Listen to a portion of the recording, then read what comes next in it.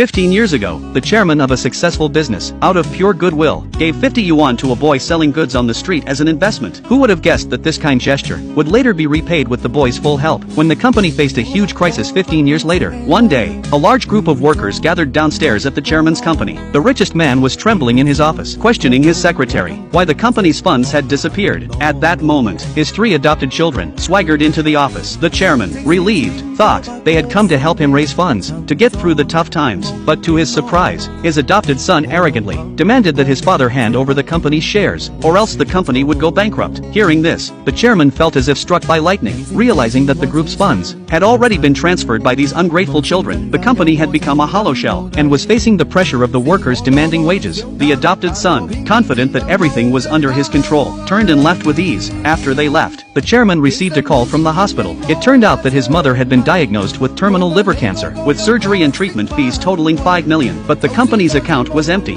Seeing the chairman trapped in such a difficult situation, he could only face the workers alone to try and save his company. As soon as he stepped outside, a brick hit him, but the chairman still insisted on comforting his secretary, saying he was fine, and kept defending himself to the workers, explaining that he owed them their wages. Their emotions were understandable. He then asked his secretary to help him onto the table, and immediately knelt in front of the workers, promising that he would find a way to repay them, but he just needed a little more time. It was the chairman's sincere attitude that moved the workers, who all voluntarily dispersed. He then ordered his secretary to sell all his assets to see how much money could be raised. Next, he went to find his mother, telling her about his current financial difficulties and asking if she could lend him some money for the surgery. His mother agreed without hesitation and comforted him, saying that at her age, it didn't matter whether she treated the illness or not. What mattered most was the workers' wages. Her words made the chairman feel even more guilty. Soon the secretary called, saying they still lacked 6 million. The chairman immediately thought of an old classmate whom he had helped start a business years ago. Now that his company was in trouble, his classmate should be willing to help. So, he decided to give it a try. However, the old classmate insulted him repeatedly and demanded that the chairman kneel and beg before he would lend him money. Just then, his 3 children appeared, saying they had recognized the old classmate as their father. The chairman immediately understood that this was all a scheme between his adopted children and the old classmate. The old classmate then proposed that the chairman must transfer the company to him if he wanted to borrow the money. Otherwise, the workers' families would be ruined, unbeknownst to them.